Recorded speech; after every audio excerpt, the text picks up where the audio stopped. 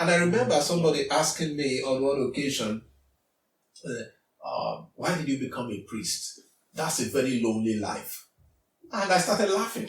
Because I said, I'm happier. You know, and I said, probably if I didn't become a priest, maybe I'll feel very sad. I don't know how my life would have been. But I've never regretted any day that I chose this life. I've been a happy person. And it's made me do more than I could have ever done. Because I've done so many things. So again, it's about contentment. It's not about having the money. I have classmates, you know, I share with you an experience. A few days to my ordination, this happened in Nigeria. Few days, the week of my ordination, we finished our retreat. We came to the place where we were going to be ordained. Then I went out. I drove out. As I was coming back into the parish house, a car drove behind me. I didn't know who it was. When I got to the parish house, the guy followed me and parked behind me. When he came out, who was it? A classmate of mine in the uni. And he said he saw me, and he said wherever I go, he was going to follow me to track me down. So, and he said, how have you been? I said, oh, I'm fine. I said, you know, my ordination is just a few days. Oh, I'm going to be there. And then he said something that struck me. And I never forget that. He said, Jerome, when you went to the seminary, many of us were angry and upset that you left your studies, because I had finished my first degree and I was to continue with my master's. I actually started attending the master's class, then left and went to join the Carmelite. And he said, many of us were very upset that you left. And in fact, even one of my cousins was very, very upset with me and said to me, you are wasting your life.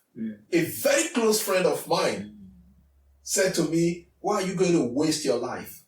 And many years later, I said to this friend of mine, I said, do you remember what you told me years ago? He said, no. I said, you told me this. He said, no, I can't remember. But that remained with me. Just last year when I went home, my cousin, his cousin of mine, said to me, he said, you remember those days I was very upset with you, that you were going, and in fact I said you were going to waste your life. But now looking back, I think you actually made the right choice. So again, it's not about what people want. Because if I wanted to follow my cousin or follow my friends or follow my parents, I'll be doing something else. And probably I won't be happy. It's not about money. I don't have money. I'm not worthy. Some of my classmates have got money. They are super rich. But are they better than me? I don't think so. They are good in their own area. I'm good in my own area. They are happy in their life. I'm happy in my own life. They are married. I'm not married. And I'm okay. So that's the point, that I'm satisfied with my life. And if young people know this, they can connect more with God and be happy wherever they are, whatever the situation, not looking at what is out there, what people have and all that.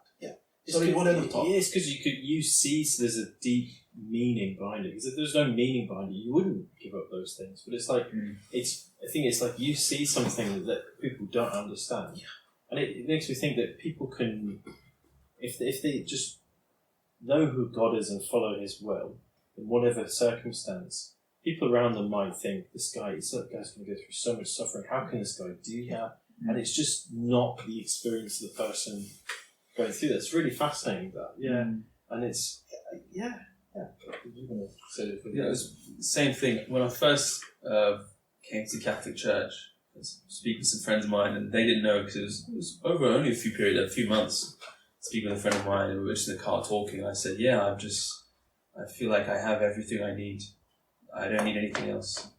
And because he said, really? Like, what do you mean? I said, because everybody has that kind of, there's this empty feeling. There's something that you feel is missing in your life. No one else can fill that apart from Jesus. No one. I think Augustine said, all the philosophers said great things, but nobody ever said, take my yoke upon you. If my burden is easy and it's light. No one ever said these things, and that feeling of emptiness, only Christ can fulfill that. Augustine, I think he also said, our souls, O God, are restless until the rest in you. It's beautiful. That's one of my favourite quotes ever.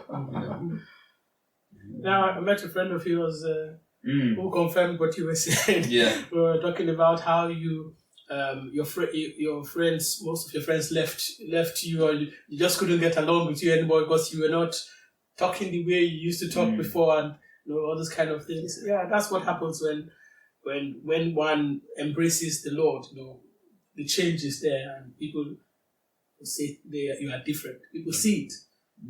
It's quite a big suffering. It happened to me as well, and for me, I was quite a social person, and it was actually big suffering to me. But just having Jesus in my life was so worth it. Like, not going nightclubbing anymore. Just. You mean you used to go clubbing? I used to host a VIP table, get loads of vodka, and it was I was like really like the kind of the center of it, and then all my friends just completely rejected me, quite like really rudely as well, and I was like, oh, that really hurt. And but when you have Jesus, it's